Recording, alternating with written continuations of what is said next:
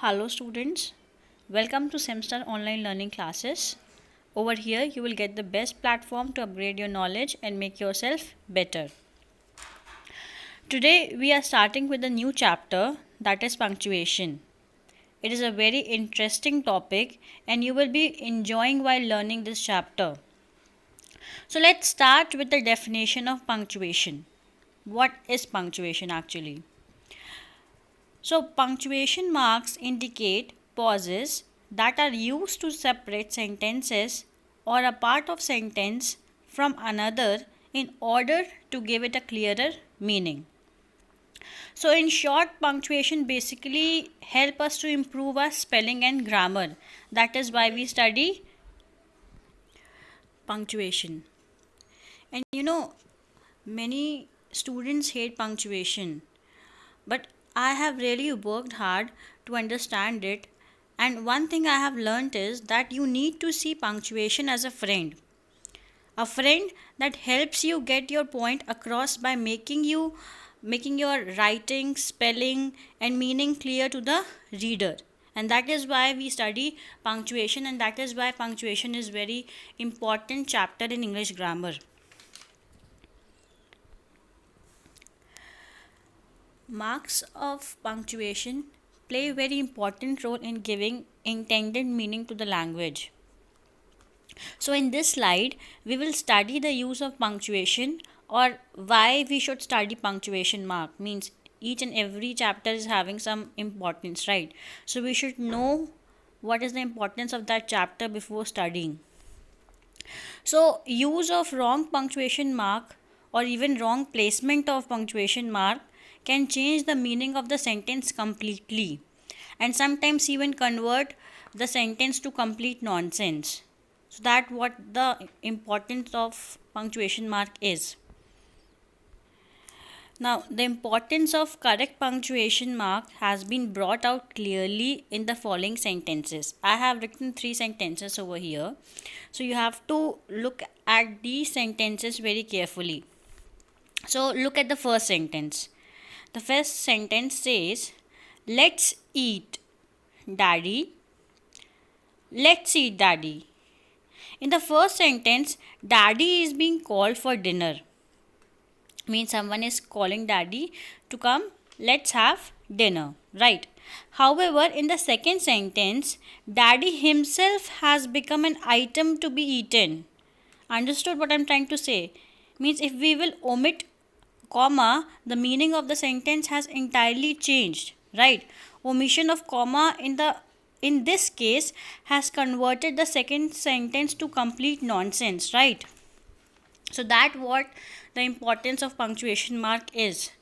Wrong placement of comma can give different meaning to sentences depending upon where it is placed.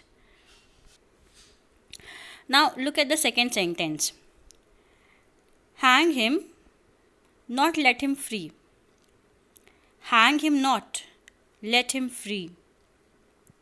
In the above sentence, just shifting comma by one position has completely changed the meaning of the sentence. Understood why we should study punctuation now? Now look at the third sentence.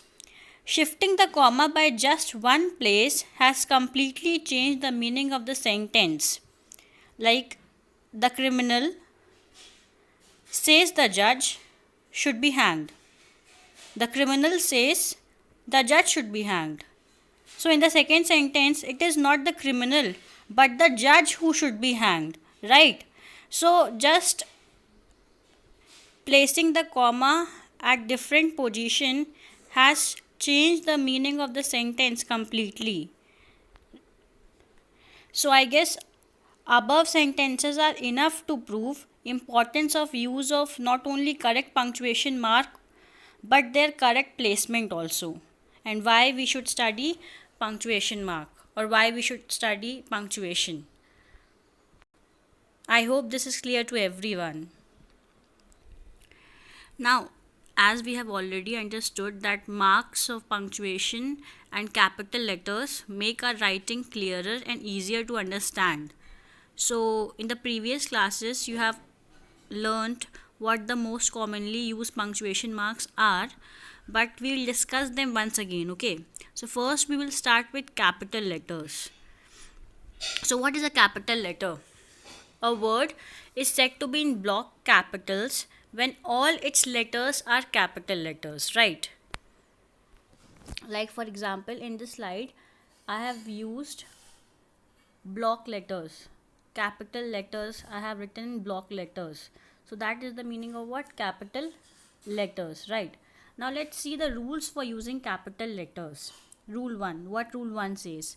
Rule 1 says to begin a new sentence, means whenever we are beginning any new sentence, we have to start a new sentence with a capital letter, and that you already know that a sentence always begins with a capital letter. For example, our school reopens on 2nd July. So over here, our O I have written in capital letter. Do you know the way to the mall? Again, I have written D in capital letter. Let's see rule 2. Rule 2. Used in direct speech. That means capital letters are also used in direct speech. For example, Swami Vivekanand had said, comma, inverted commas open, you cannot believe in God until you believe in yourself. Full stop, inverted comma is closed. So over here, Swami Vivekanand, it is a proper noun. So I have written S in capital letter, V in capital letter. And the direct speech, U, Y, I have written in capital letter. So you have to keep this in mind that whenever any sentence is written in direct speech, so the first word of that sentence has to be written in capital letter. Understood? I hope these two rules are clear to everyone. Now what rule 3 says? For proper nouns, means whenever we are writing any proper noun, we have to write in capital letter. Example, Sita, Diksha, D I will write in capital letter, S I will write in capital letter, June, it is a proper noun, you have to write J in capital letter, Tuesday, T you have to write in capital letter, Ganga, G you have to write in capital letter, Himalayas, again H you have to write in capital letters, Diwali, again D you have to write in capital letters. So if you are writing any proper noun, you have to write it in capital letter. Okay, now let's see rule 4. What rule 4 says? Rule 4 says capital letters are used for acronyms, particularly academic degrees, official ranks, titles, and names of countries. Now, what is the meaning of acronyms? Acronym means abbreviation used for words, right? For example, CA. So, CA, Chartered Accountant, right? MED, SP, CEO, the UK, United Kingdom, the USA. So if you are writing any word in abbreviation, or if you're using acronym of that word, so you have to write in capital letter. Now let's see rule 5. What rule 5 says? Rule 5 says God is always capitalized, as are and pronouns relating to him. For example, God is kind, he is so good to me. So over here, God, G I have written in capital letter, and the pronoun used for God, that is he, that also I have written in capital letter. May the Lord bless you abundantly. So over here also I have used capital letter, and I have written L in capital letter. Okay, so let's see rule 6. What rule 6 says? The first person pronoun I is always capitalized, as in the interjection O. For example, O that I might fly like a bird. So over here, O that is used as an interjection, that also has to be written in capital letter, and the first person pronoun, that is I, it always has to be in capital letters. Remember this in mind. Most of you, what you do is you write I in small letter. That is wrong. I will always be written in capital letter. I hope these 6 rules are clear to everyone. Now let's see rule 7. The first word of a salutation is capitalized, as is the first word of the complimentary clause, along with all nouns associated with it. Now, the salutation and complimentary clause you have studied when I had taught you letter writing, right? So for that also you have to write that in capital letter. For example, dear sir. So D and S over here will be written in capital letter. Dear Utkarsh, again D and U you have to write in capital letter. This is salutation. My dear aunt, M and A again will be in capital letters. Yours truly. This is complimentary clause. So this Y has to be written in capital letter. Is it clear? Now let's see rule 8. The first word of each line of a poem is capitalized. For example, all things bright and beautiful, all creatures great and small. The first word of each line of a poem will be written in capital letter. That is why A over here is written in capital letter. Now let's see rule 9. The important words which include all nouns in the title of a book or film are capitalized. For example, Back to the Future, The Wind in the Willows. So over here B and F is written in capital letter. T, W is written in capital letter. And this is the reason why the title of a book is written in capital letter. I hope it is clear to everyone. Now let's see rule 10.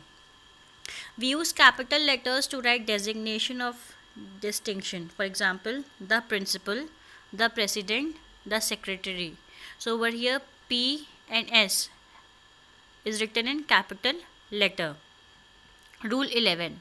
For names of language and nationalities, for example, Rajiv can speak Chinese. So over here C is written in capital letter. We are talking about a language. The French are proud of their heritage. F is written in capital letter. Rule 12. For names of mountain, rivers, oceans, deserts, sea and lakes, it will always begin with capital letter. For example, Indian Ocean, I and O over here written in capital letter. Bay of Bengal, both B are written in capital letter. Understood? Now see rule 13. The names of streets, buildings, countries, continents, states, towns and villages will always be written in capital letter. For example, Taj Mahal, T and M is written in capital letter. New Delhi, again written in capital letter. N and D is written in capital letter. Malabar region, M written in capital letter. Cherry Blossom Street, C, B and S is written in capital letter.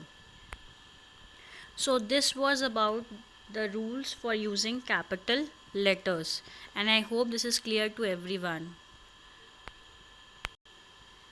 In the next video, we will study about terminal punctuation marks. Till then, keep learning and thank you.